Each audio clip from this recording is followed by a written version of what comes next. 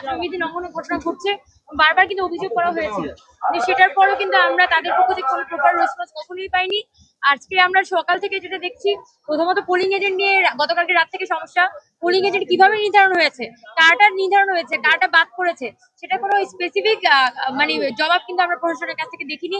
আবার সকালবেলা পোলিং এজেন্টের একজনকে যাকে যে কেন্দ্রে দেওয়া হয়েছে সেখান থেকে কর্তৃপক্ষ চেঞ্জ করে অন্য কেন্দ্রে দিয়ে দিয়েছে, মেয়েদেরকে ছেলেদের কেন্দ্রে দিয়ে দিয়েছে। শিয়া বাটার ও ভিটামিন ই সমৃদ্ধ লিলি বিউটি সোপ, তারুণ্যময় উজ্জ্বল ত্বকের জন্য।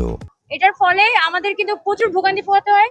শেষ পর্যন্ত সকাল 9টা বাজে আমরা আমাদের পোলিং এজেন্টদেরকে জায়গা মতো তাদেরকে পৌঁছানোর পরে দেখা যাচ্ছে যে কেন্দ্রের আশপাশে নানানভাবে এই যে লিফলেট দিয়ে এখানে দিতে থাকে এবং ভোটার ম্যানিপুলেশনের চেষ্টা করা হয়।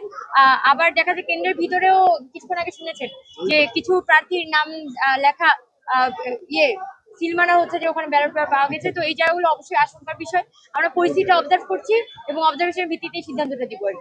ঠিক আছে, অসম্ভব আশাবাদী। আমি মনে করি যে এখানে যেহেতু ঢাকা বিশ্ববিদ্যালয়ের শিক্ষার্থীদের, আমি সায়েন্স ফ্যাকাল্টিতে একটু আগেই গিয়েছিলাম, এরপর সিনেট ভবনে গিয়েছিলাম, একদম স্বতঃস্ফূর্ত কাস্টিং হচ্ছে এবং অনাবাসিক কাস্টিং মানে খুবই স্বতঃস্ফূর্ত কাস্টিং।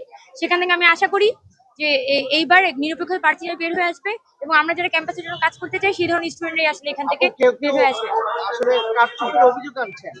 এটা দেখা যাক, আমরা অবজার্ভ করছি।